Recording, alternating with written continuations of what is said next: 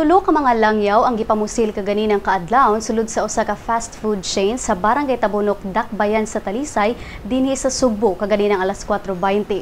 Base sa report ni Talisay City Police Chief Racel Dayon nga ang mga biktima na ila nga sila si Henry Hafner, usa ka German national nga gidala sa Chongwa Hospital apan gideklara na kining patay. Samtang padayon pang gitambalan ang laing duha ka mga langyaw nga sila si Julian Millard, usa ka French national ug Cheten Saparaia, usa ka Indian national. Sa inisyal nga investigasyon, nasayran nga sila si Millard ug Saparaia nakig-istorya sa duha ka mga wa mailing lalaki sulod sa establishmento apan miresulta kini sa panaglalis.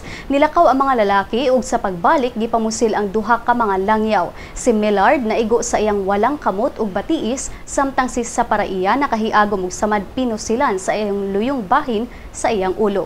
Si Hafner nga naa sabsud sa maong fast food chain na among sa insidente og nakahiagom og samad pinusilan sa iyang lawas. Ang homicide section sa Talisay City Police Station padayon pang nagpahigayon og investigasyon kalabot sa insidente aron mailhan ang mga suspetsadong gawas nun pa ning pagbalita.